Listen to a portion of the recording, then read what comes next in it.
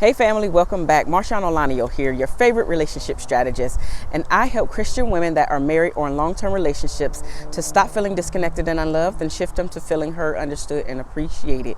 Now, thank you so much for coming back. Thank you so much for trusting me to give you the information and then clap for yourself for implementing the things that you are learning here. So now if you have been here for any amount of time, then you know exactly who I am and exactly who I help. Now, if you need any such help to be coached, right, then reach out to me. Look down in the description box below. Look for the link to sign up under my calendar. Get on my calendar, make your appointment. It is a free 30-minute coaching conversation, or you can send me an email with your story. Maybe you just want a quick answer to something. Go ahead, sign up, make your appointment, and or send me your email in order to get your question answered. And also, if you have any topics that you would like for me to cover, send them in an email as well so I can get the answer out to you in the form of a video. Now, we are talking here today about rebuilding the trust with your spouse, because at some point when you are in a committed relationship, at some point in that relationship, you are going to feel disappointed by your spouse, and the trust will be broken in some form. Now, there are levels to the trust being broken, and I want to specifically talk about when it's something deeply rooted where you are just devastated that this thing has happened to you, has happened in your marriage, has happened in your relationship, and you never thought that this thing or things would occur. And so I want to talk about when trust is deeply taken out and has wreaked havoc on the relationship. How do you rebuild that trust? And this video topic came about because I get several questions from people who ask me, how can they rebuild the trust once it's broken? And a lot of times that is coming from the aspect of cheating. And the real question that they want to know is, I don't really want to leave, but I do want to figure out how to rebuild the trust because I don't trust him anymore, or I don't trust her anymore.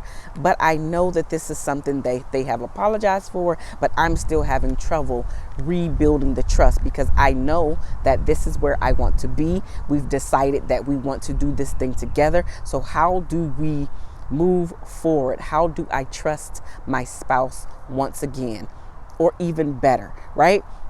So I have 7 things that I want you to think about. Is this something that you can actually do? And then obviously implement them, because action is absolutely where you are going to see the change in which you seek.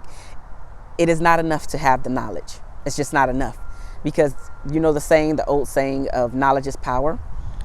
It's actually not the knowledge that is the power. It's what you do with the knowledge that is the power. Having the knowledge is not enough. And we're taking it a step further here at MarshaunO because we want to be a part of the top 1% of couples that have extraordinary relationships. And the only way to get there is to decide that, number 1, you're going to stay, fight for your relationship.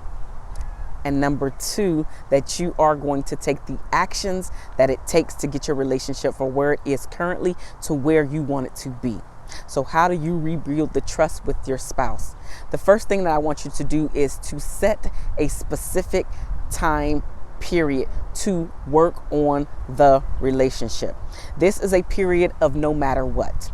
This is a period of you, who's ever watching this, you deciding to show up no matter what. No matter what your spouse is doing, no matter what your spouse is not doing, you are making a decision and a commitment to be here, to give it 1,000%, to give it your all that you have to give in order to rebuild the trust, but also to make the relationship even better than where it was prior to.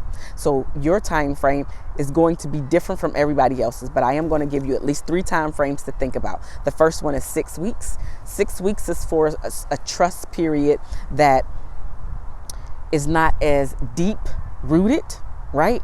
But it is something that still happens. So give it 6 weeks to give it your all to see if you too can stand the test of time.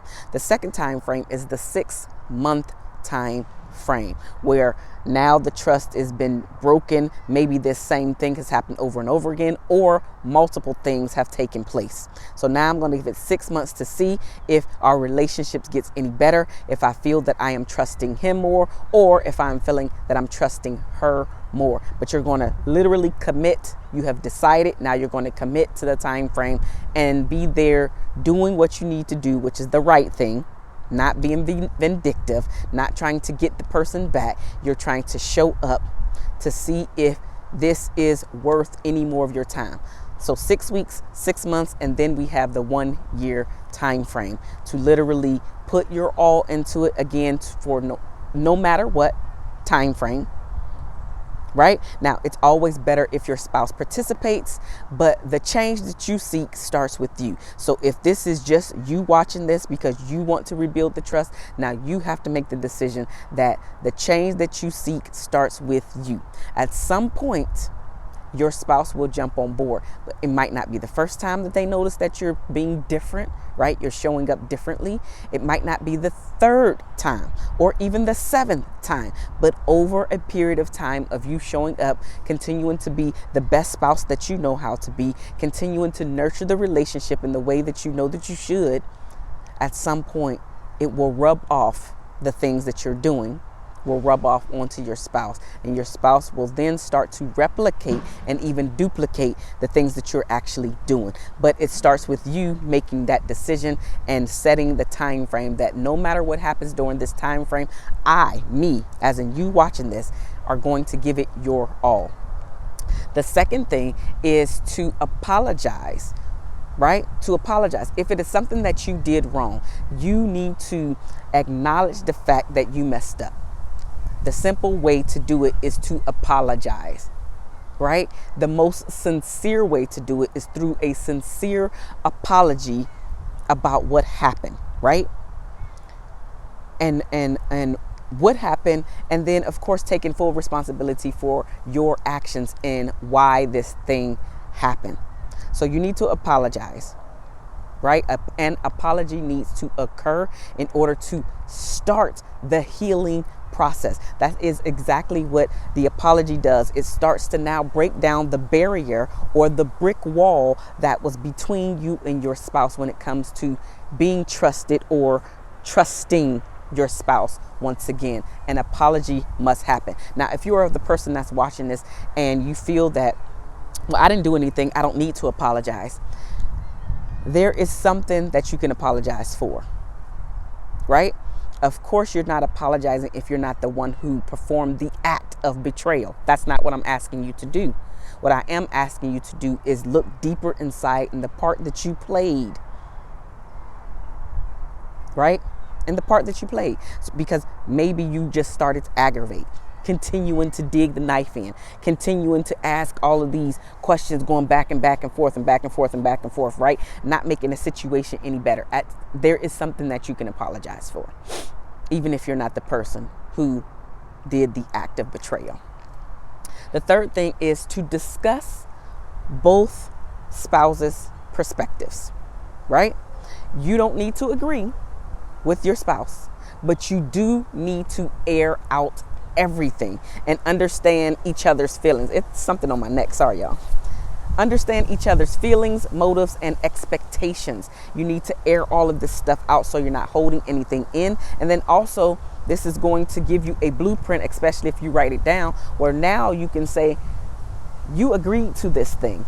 I agreed to this thing. Right? So there is no backing out. There is no, I did not say that, or there is no, you misinterpreted something, right? Now you both are holding each other to the fire if something goes down at a later time, right? The fourth thing is to express your anger in a constructive way. What does that actually mean? It means that you are not attacking your spouse for the things that he or she is saying, right? You might even have to write down, put your pen to your piece of paper and write down an angry letter, literally expressing what happened, why you feel the way that you feel, why you felt devastated, right? Or if you were the person that did the betrayal, why you committed this act, or these acts, right? Putting pen to paper, writing all of this stuff down so you can communicate in a constructive way. That's number one. The second reason why you want to do this is because anytime you write something down, now you're able to get your complete thoughts out without any distractions. You know, a lot of times when we're having a conversation and you're kind of going back and forth, especially if you guys are having an argument, most times you don't get a chance to complete your thoughts because in an argument, somebody's now cutting you off.